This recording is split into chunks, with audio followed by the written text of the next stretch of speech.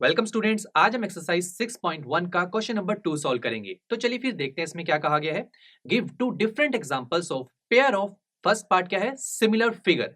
Students यहां पर हमें सिमिलर फिगर्स के पेयर्स के दो डिफरेंट एग्जांपल्स देने हैं। अब सबसे पहले देखते हैं कि सिमिलर फिगर्स की कंडीशन क्या होती है।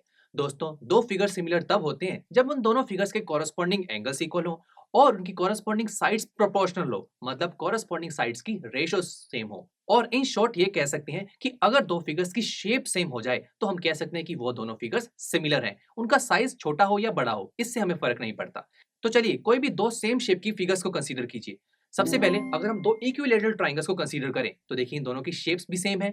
और अगर हम यहाँ पर कंडीशन को भी अप्लाई करना चाहें तो देखिए यहाँ पर दोनों इक्विलेटरल ट्राइंगल्स के पास एंगल कितने होते हैं? 60 डिग्री के। तो इनके कॉरस्पॉन्डिंग एंगल्स क्या है? इक्वल। और अगर आप कॉरस्पॉन्डिंग साइड्स की रेशियो भी कैलकुलेट करेंगे तो वो भी आपको सेम ही मिलेगी। तो यहाँ पर हम कह सकते हैं कि ये जो दो इक्विलेटरल ट्राइंगल्स हैं ये सिमिलर फिगर है। अब हमें एक और एग्जांपल देना है। तो सोचिए सेम शेप की और फिगर सोचिए। दो स्क्वायर्स। तो देखिए हमने यहाँ दो स्क्वायर्स ड्रॉ किए। और अगर आप यहाँ कंडीशंस को अप्लाई करना चाहें तो पहली कंडीशन क्या है? Corresponding angles are equal. तो स्क्वायर्स में तो देखिए सारे एंगल्स 90 डिग्री के होते हैं।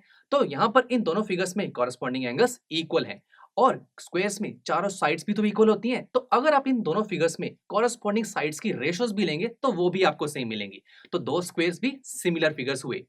अब इस क्वेश्चन के सेकंड पार्ट में हमें ये बोला गया है कि हमें नॉन सिमिलर फिगर्स के पेयर्स के दो एग्जांपल्स देने हैं।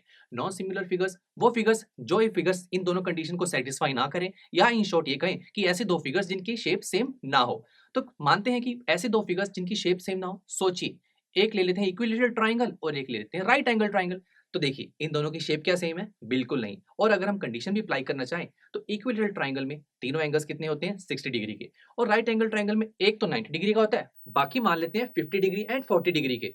तो आप देखिए क्या इनके कॉरस्पॉन्डिंग एंगल्स इक्वल है? बिल्कुल भी नहीं। ना एंगल पी एंगल ए के इक्वल है, एंगल क्यू एंगल बी के इक्वल भी नहीं है, और एंगल आर एंगल सी के इक्वल भी नहीं है। इट मींस यहाँ कॉरस्पॉन्डिंग एंगल्स इक्वल नहीं है, तो पहली कंडीशन तो सेटिस्फाई नहीं हो रही। तो नॉन सिमिलर फिगर्स में पहले एग्जांपल क्या हुआ? इक्विलेटरल ट्राइंगल और एक राइट एंगल ट्राइंगल। अब दूसरा एग्जांपल सोचिए। एक स्क्वायर और एक रेक्टेंगल। ये देखिए एक स्क्वायर और एक रेक्टेंगल। अब देखिए स्क्वायर और रेक्टेंगल में चारों एंगल्स 90 डिग्री के होते हैं। तो इन दोनों फिगर्स में कॉरस्पॉन्डिंग एंगल्स तो इक्वल हैं। तो सिमिलैरिटी की पहली कंडीशन तो सेटिस्फाई हो रही है।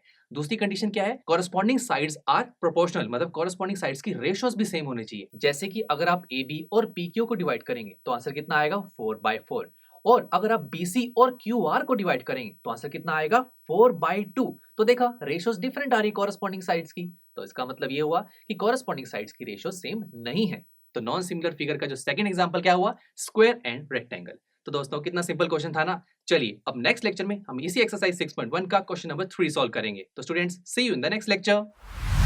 आई एम श्योर स्टूडेंट्स आपको ये लेक्चर काफी पसंद आया होगा और ऐसे ही मजेदार तरीके से अपने हर एक कॉन्सेप्ट क्लियर करने के लिए डाउनलोड कीजिए पीयू स्टैक ऐप को, जहां पर आपके पास और भी बहुत सारे ऑप्शंस होंगे, जैसे कि back exercise solutions, tip videos, sample papers and much more. So what are you waiting for? Download the app now.